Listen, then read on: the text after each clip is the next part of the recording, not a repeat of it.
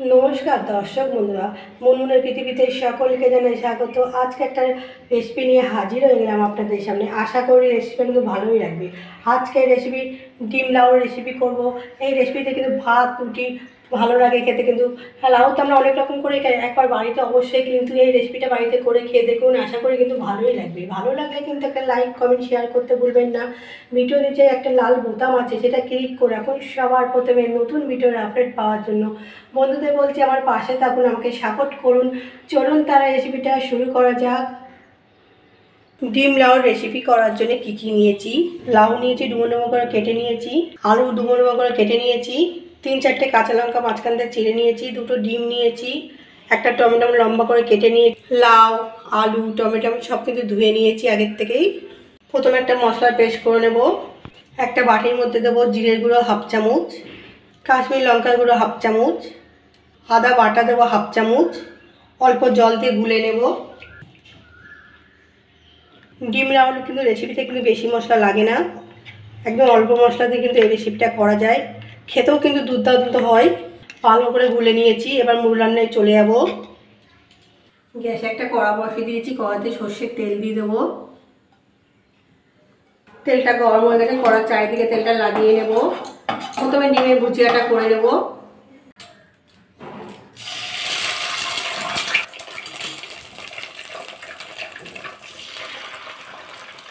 সামান্য লবণ দিয়ে দেবো উপর থেকে। আবার নাড়াচাড়া করে একটা ডিমের ভুজিয়া করে নিতে হবে।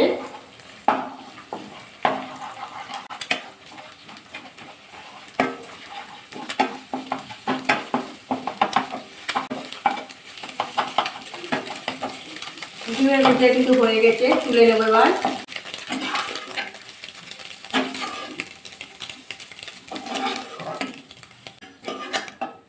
কড়াইতে আবার তেল দিয়ে দেবো। তেলের মধ্যে লবণ একটু সামান্য দিয়ে দেব। প্রথমে আলুগুলো ভাজা করে নেব।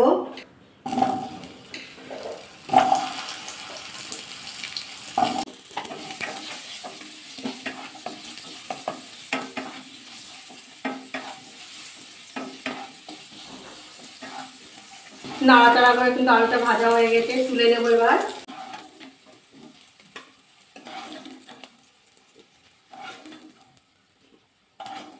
এই তেলের মধ্যেই লাউটা একটু ভাজা করে নেব।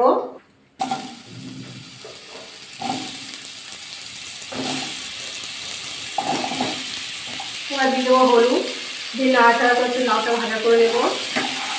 আমি হলুদ দিয়ে কিন্তু লাউটা ভাজা করে নিচ্ছি, লবণ দিলাম না। লবণ দিলাম না কেন? লবণ দিলে কিন্তু লাউয়ের মধ্যে কিন্তু জলটা বেরিয়ে আসবে, জল জল ভাবে উঠে যাবে, ওইখানে লবণ না দিয়ে কিন্তু ভাজাটা করলাম। আর আপনারা কিন্তু আলু দিয়ে কিন্তু লাউ দিয়ে একসাথে ভাজা করা যায়। আমি কেন করলাম না, আলুর মধ্যে কিন্তু আমি লবণ দিয়েছি।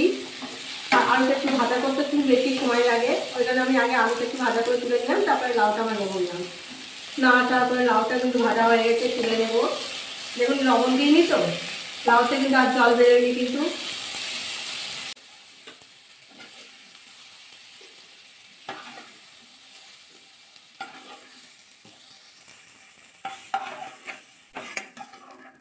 আবার সর্ষের তেল দিয়ে দেবো। কালো জিরে ফোড়নে দিলাম, একটা শুকনো লঙ্কা দেবো মাঝখান থেকে ফাটিয়ে। আপনারা কালো জিরে পছন্দ না করলে কিন্তু আমরা জিরেও দিতে পারেন, গোটা জিরে ফোড়নে।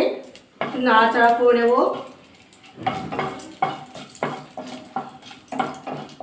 নাড়াচাড়া করে নিয়েছি, যে মশলাটা গুলে রেখেছিলাম সেটা দিয়ে দেবো।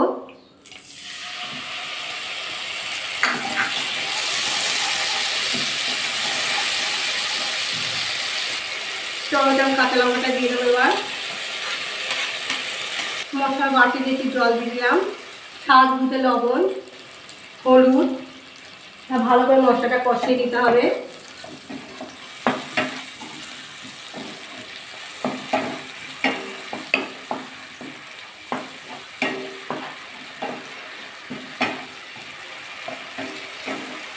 একটু ঢাকা দিয়ে দেবো। 2-1 সেকেন্ড একটু কষিয়ে নিলাম ঢাকা দিয়ে। এবার ঢাকাটা খুলে নেবো, আবার একটু নাড়াচাড়া করে নেবো। দেখুন টমেটো একটু নরম হয়ে গেছে।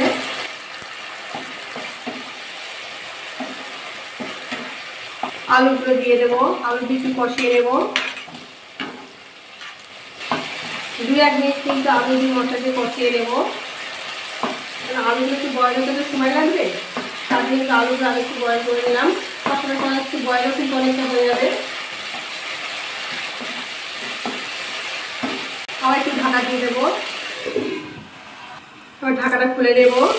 এরকম মশলা দিয়ে কীভাবে তেল বেরোচ্ছে। আবার একটু নাড়াচাড়া করে দিলাম। এবার লাউটা দিয়ে দেবো।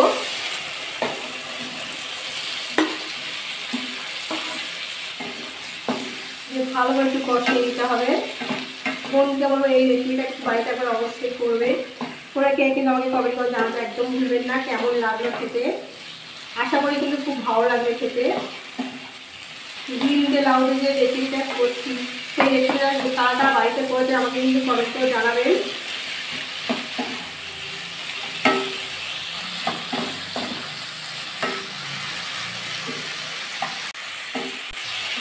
ভালো করে কষিয়ে নিয়েছি। এবার জল দিয়ে দেবো। বেশি জল দেবো না, জলটা আপনার আন্দাজ বুঝে দেবেন। লাউ আলু বয়েল করার মতো আমি জল দিয়েছি, একটু মাখা মাখা করবো।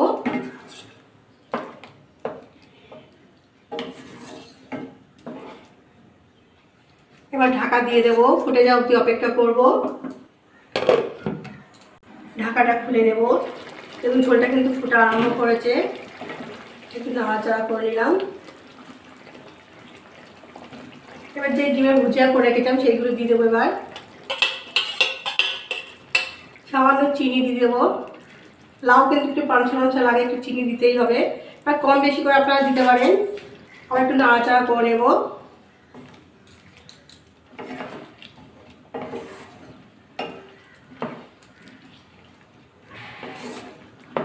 আবার ঢাকা দিয়ে দেবো। ঢাকাটা খুলে নেব।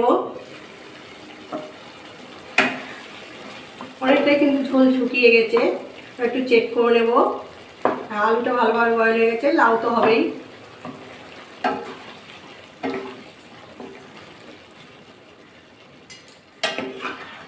দেখুন ডিম দিয়ে লাউ রেসিপি কিন্তু আমার পুরো রেডি।